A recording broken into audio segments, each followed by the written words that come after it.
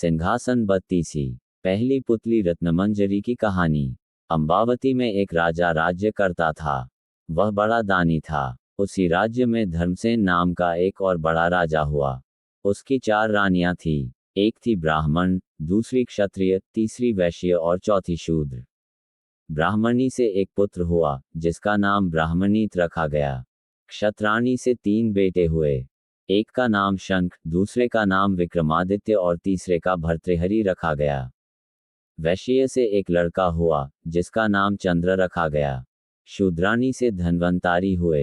जब वे लड़के बड़े हुए तो ब्राह्मणी का बेटा घर से निकल पड़ा और धारापुर आया। हे राजन, वहां के राजा तुम्हारे पिता थे। उस लड़के ने राजा को मार डाला और राज्य अपने हाथ में लेकर के उज्जैन पहुंचा। संयोग की बात है कि उज्जैन में आते ही वह मर गया। उसके मरने पर क्षत्राणी का बेटा शंख गद्दी पर बैठा। कुछ समय बाद विक्रमादित्य गद्दी पर बैठे। एक दिन राजा विक्रमादित्य को राजा बाहुबल के बारे में पता चला कि जिस गद्दी पर वह बैठे हैं वह राजा बाहुबल की कृपा से है। पंडितों ने सलाह दी कि हे राजन, आपको जग जानता है, लेकिन जब तक राजा बाहुबल आपका राजतिलक नहीं करेंगे तब तक आपका राज्य अचल नहीं होगा। आप उनसे राजतिलक करवाओ। विक्रमादित्य ने कहा, अच्छा। और वह अपने ज्ञानी और विश्वसनीय साथी लूथवरन को साथ लेकर वहां गए। बाहुबल ने बड़े आदर से उसका स्वागत किया।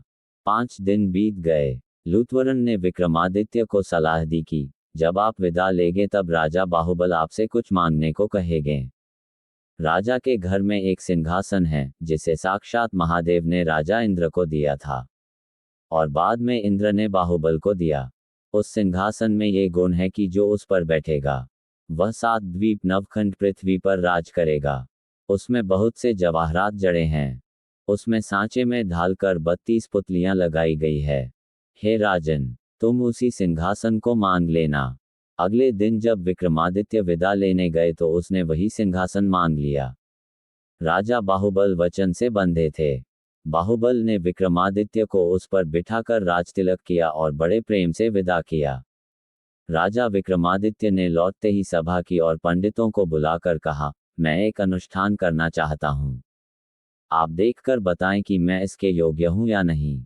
पंडितों ने कहा, आपका प्रताप तीनों लोकों में छाया हुआ है।